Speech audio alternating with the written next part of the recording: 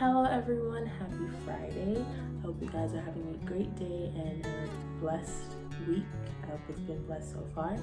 But yeah, happy Friday.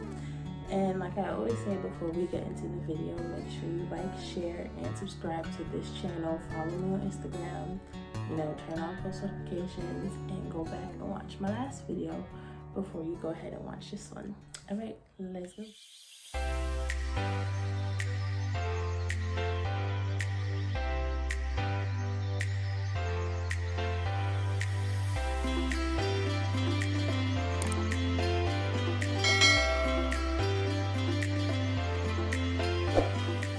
So yes, it is the last Friday of the month, and it's the last Friday of Black History Month.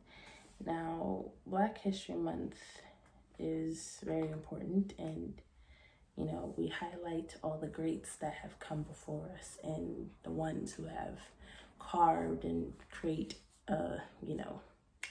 space for those to come after. But honestly, in the last year, Black History Month for me, honestly, is a lot different than before, because last year things were brought up, especially during the time of George Floyd and everything else that happened afterwards with Breonna Taylor and stuff. So, we learn about the standard people in Black history, like Rosa Parks, Martin Luther King Jr., everyone else that is talked about a lot. But for Black history, there's way more than that. I can't remember the lady's name, but if I can get the post, I'll put the picture up somewhere here. There was actually someone before Rosa Parks, but because of something that happened, she wasn't deemed fit to be the face of the movement. So yes, there's a lot of people that we don't know about, and we have got to go beyond what we learn in school, go beyond what we are, I guess you can say, force-fed in school. For all of us, not just Black people, we have a lot to learn about ourselves. We have a lot to learn about ourselves. We've got to create new dynamics, okay? Just go above and beyond, especially for Black History Month.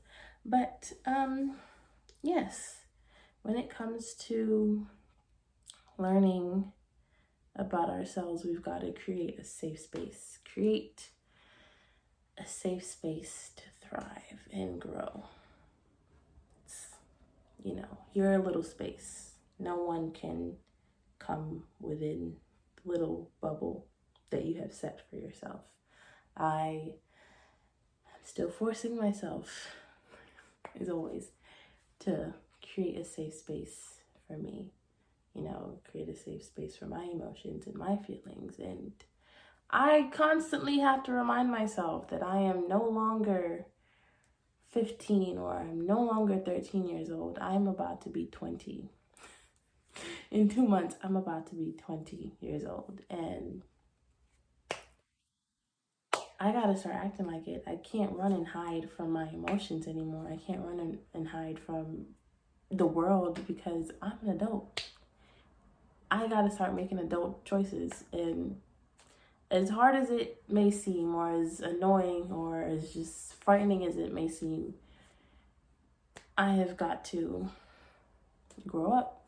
I've got to grow up. I've got to start, acting like an adult. And for me, it's pushing boundaries, that I never thought that I would do. And in high school, my choir teacher, she pushed me. Well, not push me. She would always ask me around like springtime, because springtime was when they had the musicals and stuff. She would always ask me, "Are you going to try out this year? Are you going to try out?" I was like, "No, maybe." And I think it was in 10th grade, I had picked up one of the packets, and I was like, maybe this year. But then I was like, you know what? Never mind. But my senior year, I did clearly try out, and I made Miss Meta. And now that role had pushed me far beyond what I would normally do. I was sort of known for speaking my mind, but Miss Meta, the person I played, Miss Meta, was me, but times 10, if that makes sense, if you know me. She was, not that she was loud, she was confident, she was caring, she was loving, very supportive. You know, when it came to Jack, she loved Jack so much and treated him literally like her own child. Took him in, you know, tried to give him money, do a whole bunch of stuff. Without spoiling, those who love musicals would know exactly what I'm talking about. And yes, if you have Disney Plus, go watch, okay? I still need to watch the older one, but the new one I love. So I was pushed far beyond what I would normally do, because I don't like being in the spotlight. Like, I can sing, but I don't like being in the spotlight, honestly. But yeah, this role pushed me beyond what I normally would do. And yeah, so I have to keep reminding myself, like I said, that I gotta start making adult choices. I've got to start creating my own space, start setting boundaries for myself, and not run and hide from certain things. Like, I've got to understand when things get rough, but I still gotta face it. For the time being, I will stay in my little safe box and evaluate my feelings and make sure they're the right feelings that I'm supposed to be having, and say, okay, this is what I need in this circle. This is what I need here. This is what I don't need. That can wait. I come first. That is not the main priority. My feelings, protecting myself, protecting my space is what come first. So create a little space for yourself. Protect that space. Don't allow everyone into that space, because I promise you, not everyone who says they're your friends are your friends. Learn that 10 times over, from elementary school up until high school. Not a fun thing you want to go through. Trust me when I say that. But yes, create a safe space, create a loving, safe, and comfortable space for yourself. Along with setting boundaries. Said this so many times, preached this so many times. Create a safe space and create boundaries for yourself. This comes first.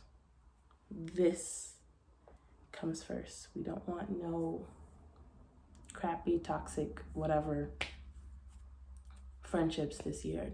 We are leaving that behind in 2020. We are making adult choices this year, the right adult choices that will grow us mentally, physically, and spiritually, financially. Only those choices is what we are welcoming into our safe space. So yes, create your safe space, push the boundaries, do whatever, and as always, you'll go far. Happy Black History Month. I love you guys, and I will see you in my next video. Have a blessed and wonderful weekend. Goodbye.